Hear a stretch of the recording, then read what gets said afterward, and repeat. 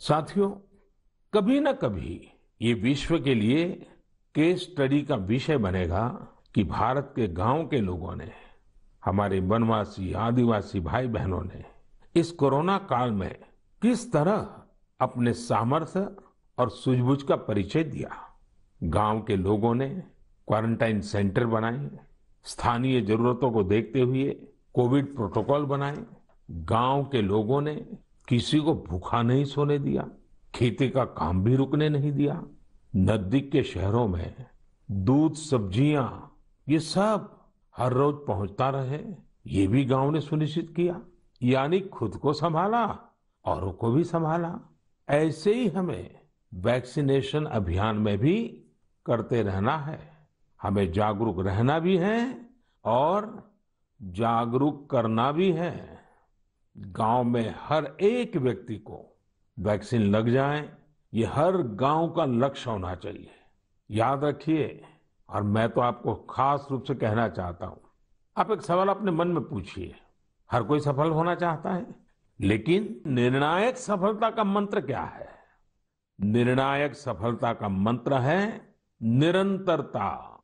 इसलिए हमें सुस्त नहीं पड़ना है, किसी भ्रांति में नहीं रहना है। हमें सतत प्रयास करते रहना है, कोरोना पर जीत हासिल करनी है। मेरे प्यारे देशवासियों, हमारे देश में अब मानसून का सीजन भी आ गया है। बादल जब बरसते हैं तो केवल हमारे लिए नहीं बरसते, बल्कि बादल आने वाली पीढ़ियों के लिए भी बरसते हैं। बारिश का पानी जमीन में जाकर इकट्ठा भी होता है, जमीन के जल स्तर को भी सुधारता है।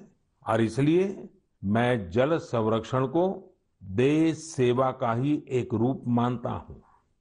आपने भी देखा होगा, हम में से कई लोग इस पुण्य को अपनी जिम्मेदारी मानकर लगे रहे हैं।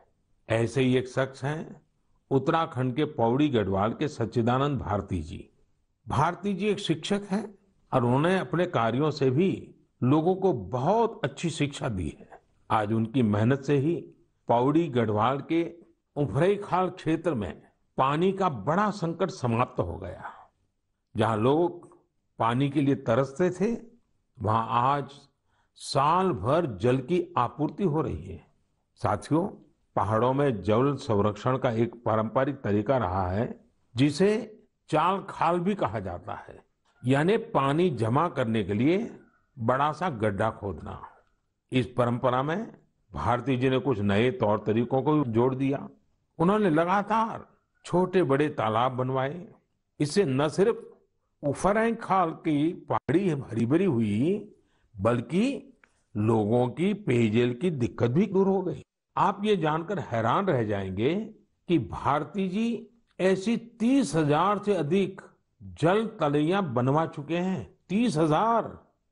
उनका ये भगीरथ कार्य आज भी जारी है और अनेक लोगों को प्रेरणा दे रहे हैं।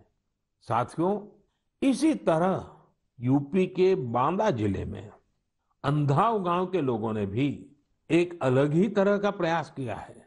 उन्होंने अपने अभियान को बड़ा ही दिलचस्प नाम दिया है, खेत का पानी खेत में, गांव का पानी गांव में। इस अभियान के तहत गांव के कई 100 बीघे खेतों में ऊंची ऊंची मेड़ बनाई गई है। इससे बारिश का पानी खेत में इकट्ठा होने लगा और जमीन में जाने लगा। अब ये सब लोग खेतों की मेड़ पर पेड़ लगाने की भी योजना बना रहे हैं। यानी अब किसानों को पानी, पेड़ और पैसा तीनों मिलेगा। अपने अच्छे कार्यों से पहचान तो उनके गांव की दूर दूर तक वैसे भी हो रही है।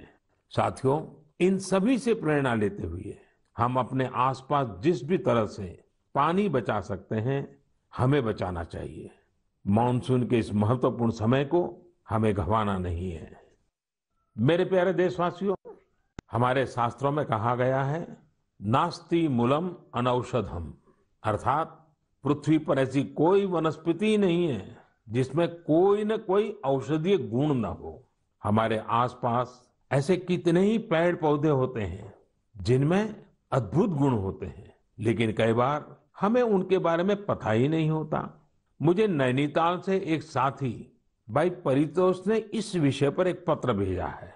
उन्होंने लिखा है कि उन्हें गिलोय और दूसरी कई वनस्पतियों के इतने चमत्कारी मेडिकल गुणों के बारे में कोरोना आने के बाद ही पता चला।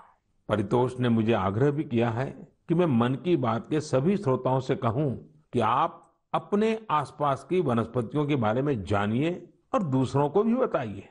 वास्तव में ये तो हमारी सदियों पुरानी विरासत है जिसे हमें ही संजोना है। इसी दिशा में मध्य प्रदेश के सतना के एक साथी हैं श्रीमान रामलोटन कुशवाहा जी। उन्होंने बहुत ही सराहनीय काम किया है। रामलोटन जी ने अपने खेत में एक देशी म्यूजियम बनाया है। इस म्यूजियम में उन्होंने सैकड़ों औषधीय पौधों और बीजों का संग्रह किया है। इन्हें वो दूर सुदूर क्षेत्रों से यहाँ लेकर आए हैं। इसके अलावा वो हर साल कई तरह की भारतीय सब्जियां भी उगाते हैं। रामलोटन जी की इस बगिया, इस देशी म्यूजियम को लोग देखने भी आते हैं और उससे बहुत कुछ सीखते भी हैं।